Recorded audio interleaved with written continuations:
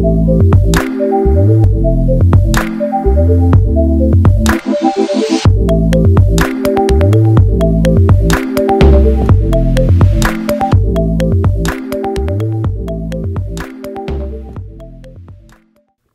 باللہ من الشیطان الرجیم بسم اللہ الرحمن الرحیم وبہ نستعین وہو خیر معین۔ ہمارا موضوع گفتگو ہے نکاح سے متعلق فقہی احکام۔ ان فقہی احکام کو ہم نے آغا سیستانی کی توضیح المسائل جو اردو میں اویلیبل ہے اس سے انتخاب کیا ہے۔ اس ضمن میں چند احکام پہلے ہم بیان کر چکے ہیں۔ آج اسی سلسلے کو آگے بڑھاتے ہوئے مزید چند احکام فقہی اعتبار سے جو مبتلا بے ہیں روزمرہ زندگی میں، ان کا ایک انتخاب آپ کی خدمت میں پیش کر رہے ہیں۔ آغا سیستانی یہ فرماتے ہیں کہ اگر حج کے دوران یا عمرہ مفردہ کے دوران اگر کسی نے نکاح کرنا ہو تو احتیاط یہ ہے کہ احرام کی حالت میں نکاح نہ کرے۔ اگر سفر حج اور یا عمرے کا سفر ہے اور وہاں پر کوئی ایسا مورد پیش آ گیا ہے کہ نکاح کرنا چاہیں تو حالت احرام میں کہ جب احرام باندھ لیا جائے نکاح نہ کیا جائے۔ اگر یہ جانتے ہوئے کہ نکاح ٹھیک نہیں ہے اس حالت میں اور نکاح کر لے تو نکاح باطل ہے، اور یہ علم ہو کہ نکاح باطل ہو جاتا ہے اور حرام ہے اس حالت میں اور بعد میں وہ اس عورت سے شادی نہیں کر سکتا، تو بہت احتیاط کی ضرورت ہے کہ حالت احرام وہ احرام حج کے لیے ہو یا وہ عمرہ مفردہ کے لیے ہو، اس احرام کی حالت میں نکاح نہ کیا جائے۔ جیسے یہ حکم مرد کے لیے ہے، خاتون کے لیے بھی یہ حکم ہے کہ اگر کوئی خاتون حالت احرام میں کسی مرد سے شادی کرے گی تو احرام کی حالت میں اس کا یہ نکاح باطل ہے، اور حکم یہ ہے کہ اگر اس نے حالت احرام میں نکاح کر لیا ہے تو بعد میں بھی اس کے ساتھ بہتر یہی ہے کہ شادی نہ کرے۔ اگر مرد طواف النساء جو حج اور عمرہ مفردہ کے اعمال میں سے ایک عمل ہے بجا نہ لائے تو اس کی بیوی اور دوسری عورتیں اس پر حلال نہیں ہوتیں۔ حج کے اعمال میں سے ایک عمل طواف النساء ہے، وہ خاتون کے لیے بھی ضروری ہے اور مرد کے لیے بھی ضروری ہے۔ اگر مرد نے وہ طواف النساء انجام نہیں دیا تو اس کی بیوی یا اس کی دیگر جو اس کے نکاح میں خواتین حلال تھیں وہ اس کے اوپر حرام ہو جائیں گی، حلال نہیں رہیں گی۔ اور اسی طرح خاتون کے لیے حکم ہے کہ وہ بھی طواف النساء کو بجا لائے، اگر وہ بجا نہیں لاتی تو اس کے اوپر اس کا مرد جو ہے وہ حلال نہیں ہوتا۔ ہاں اگر وہ طواف النساء کو بجا لے آتے ہیں بعد میں تو اس کی قضاء کی صورت میں پھر اس مرد پر اس کی خاتون حلال ہے اور خاتون پر اس کا مرد حلال ہے۔ اگر کوئی شخص نابالغ لڑکی سے نکاح کرے تو اس لڑکی کی عمر 9 سال ہونے سے پہلے اس کے ساتھ جمع کرنا حرام ہے۔ اگر نکاح کر لیا ہے، نکاح ٹھیک ہے، لیکن ہم بستری کرنا، جمع کرنا، اس کی ابھی بلوغت نہیں ہوئی لڑکی کی، 9 سال اس کے پورے نہیں ہوئے تو نابالغ لڑکی کے ساتھ نکاح کی صورت میں بھی آغا سیستانی کا فتویٰ یہ ہے کہ وہ فرماتے ہیں کہ جمع کرنا حرام ہے۔ فرماتے ہیں جس عورت کو 3 مرتبہ طلاق دی جائے اور وہ شوہر پر حرام ہو جاتی ہے، 3 طلاقوں کے بعد جو کہ طلاق بائن ہو گئی، وہ خاتون شوہر پر حرام ہے اور اس کے دوبارہ حلال ہونے کی صورت جیسے کہ حلالہ کا مسئلہ ہم پہلے شاید بیان کر چکے ہیں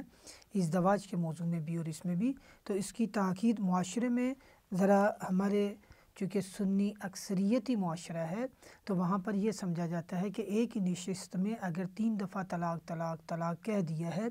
تو وہ طلاق بائن ہو جائے گی۔ اب خاتون کسی اور مرد کے ساتھ شادی کرے اس کو حلالہ کہا جاتا ہے کہ وہ حلال ہو جائے گی، اور وہ اس مرد کے ساتھ چاہے ایک رات گزارتی ہے یا مختصر وقت گزارتی ہے اور اس کے ساتھ معین ہے، طے شدہ ہے کہ وہ اس کو طلاق دے دے گا اور یہ دوبارہ اپنے پہلے شوہر کی طرف لوٹ آئے گی۔ فقہ تشیع میں ایسی کوئی بات نہیں، ایک ہی نشست میں چاہے 1000 دفعہ طلاق کہے وہ طلاق ایک ہی ہوگی، وہ صیغہ طلاق جاری ہوگا اور وہ ایک ہی پہلی طلاق ہی متصور ہوگی۔ اس کے بعد کہ جب وہ جدائی ہو گئی ہے، پھر اس کی عدت کا دورانیہ گزر گیا ہے، پھر سے انہوں نے نکاح کر لیا، پھر سے وہ دوبارہ اپنا رشتہ ازدواج میں منسلک ہو گئے، یہاں تک کہ 3 دفعہ گھر بنا ہے اور 3 دفعہ گھر ٹوٹا ہے۔ تو گویا اس چیز کو روکنے کے لیے کہ اس کو مذاق اور مسخرہ نہ سمجھا جائے، اس کو شوخی نہ سمجھا جائے، اس کی اہمیت کو بیان کرنے کے لیے اور خاندانی تعلقات کے استحکام اور مضبوطی کے لیے یہ حکم ہے کہ جب 3 دفعہ ان کا گھر بنا اور جدا ہوا تو اب وہ خاتون اس مرد پر حرام ہے، یہاں تک کہ وہ خاتون کہیں اور شادی کرے گی، لیکن ان کے ساتھ پہلے سے یہ بات طے نہیں کرے گی کہ وہ اس کو طلاق دے دے۔ ہاں اگر شوہر فوت ہو گیا ہے یا کوئی اور سبب بنا ہے کہ اس دوسرے شوہر سے اس کی اب جدائی ہو گئی ہے اور اس نے عدت کے ایام گزار لیے ہیں، تو اس کے بعد وہ اپنے اس پہلے شوہر کی طرف لوٹ سکتی ہے کہ جس سے وہ 3 دفعہ طلاق حاصل کر چکی ہے۔ بس اس کو مزید اس کی تفصیلات حلالہ کی انہی فقہی کتابوں میں آپ دیکھ سکتے ہیں۔ تو فرمایا گیا کہ جس عورت کو 3 مرتبہ طلاق دی جائے وہ شوہر پر حرام ہو جاتی ہے،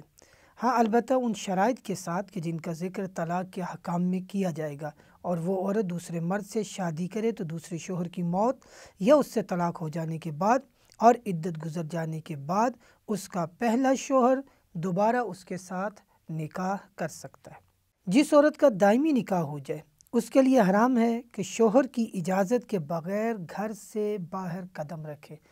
اگر گھر سے باہر کسی واجبی ضرورت کے لیے جانا ہے تو ابتدائی زندگی میں میاں بیوی کے درمیان کچھ ہم آہنگی ہو جاتی ہے کہ جہاں وہ واجبی کام کے لیے اجازت دے دیتے ہیں کہ خدا نخواستہ کوئی ایمرجنسی ہے، کوئی دوا دارو ہے، کوئی گھر کا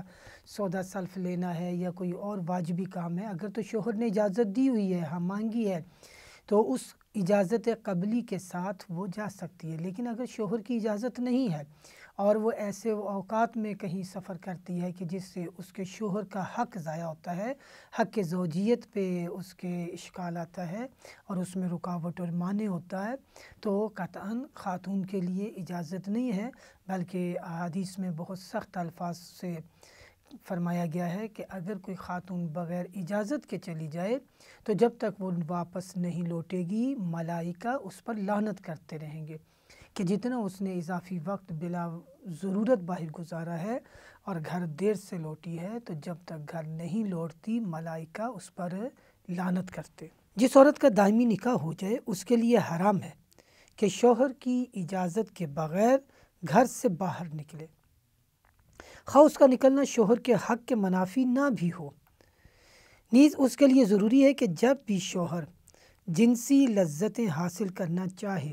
تو اس کی خواہش پوری کرے، اس میں رکاوٹ نہیں ڈال سکتی۔ حدیث کے جملے ذرا اور حالات کی سختی اور سنگینی کے اعتبار سے یوں بیان فرمایا گیا ہے کہ اگر وہ اونٹ کے اوپر سفر کر رہے ہیں تو وہ سفر ذرا سخت ہوتا ہے کہ انسان مسلسل یوں ہلتا رہتا ہے اور مشکل سے وہ سفر انجام پاتا ہے، تو اس سختی میں بھی اور اس سفر میں بھی اگر شوہر خواہش کا اظہار کرے تو خاتون کے لیے اجازت نہیں ہے کہ وہ انکار کر دے آگے سے۔ تو یہ فرما رہے ہیں کہ اگر وہ شوہر جنسی لذات حاصل کرنا چاہے تو اس کی خواہش کو پورا کرنا خاتون کے اوپر ضروری ہے اور واجب ہے، اور شرعی عذر کے بغیر شوہر کو ہم بستری سے نہ روکے، الا کہ شرعاً کوئی عذر ایسا ہے، حیض و نفاس کا معاملہ ہے یا کوئی اور مشکل ایسی بن گئی ہے کہ جس میں شرعاً اجازت نہیں ہے کہ وہ ہم بستری کر سکے شوہر۔ خاتون کی غذا، لباس، رہائش اور زندگی کی تمام ضروریات، اس کا انتظام شوہر کے ذمے ہے کہ وہ بیوی کی رہائش کا انتظام کرے، اس کے لباس کا انتظام کرے۔ احادیث میں فرمایا گیا ہے کہ گرمیوں میں کم از کم 2 جوڑے اس کو گرمیوں کے لیے کر دے اور سردیوں میں کم از کم اس کو 2 جوڑے سردیوں کے لیے کر دے۔ تو اس کے لباس کا انتظام کرنا اور اس کی غذا کا انتظام کرنا، اس کے دوا دارو، معالجہ اور رہائش، یہ ساری شوہر کے ذمے واجبات ہیں کہ اس کے نان و نفقہ کو پورا کرے۔ فرماتے ہیں کہ اگر خاتون اس کی جنسی خواہش کو پورا نہیں کرتی تو کیا اس صورت میں بھی واجب ہے؟ فرما رہے ہیں کہ اس صورت میں اگر خاتون مانع ہے اور اس کو اس کی خواہشات کے مطابق وقت نہیں دیتی تو پھر شوہر پر بھی نان و نفقہ واجب نہیں ہے۔ فرماتے ہیں اگر خاتون اپنی ذمہ داریاں پوری کر رہی ہے تو پھر شوہر کے اوپر واجب ہے کہ وہ اس کی تمام ضروریات کو پورا کرے۔ اگر وہ نہیں کر پا رہا یا مشکل میں ہے، تنگ دستی میں ہے اور آپس کی ہم آہنگی بھی ان کی ہے تو یہ شوہر مقروض ہے اس کا، یعنی اس ذمہ داری سے عہدہ برآ یا بری الذمہ نہیں ہوتا جب تک کہ اس کو ادا نہ کرے۔ پس شوہر کے لیے ضروری ہے کہ وہ قدرت ابھی فعلاً رکھتا ہے یا نہیں رکھتا، ہر دو صورت میں اس کے اوپر ضروری ہے کہ وہ اس کے نان و نفقہ کو پورا کرنے کی پوری کوشش کرے، اور اس میں اگر فی الوقت نہیں کر پایا تو بعد میں وہ اس کا بیوی کا مقروض ہے کہ اس کو اس کی ضروریات کے مطابق جو اس کے ذمہ آتا تھا اس کو ادا کرے۔ وصلی اللہ علی محمد و آلہ طیبین الطاہرین المعصومین۔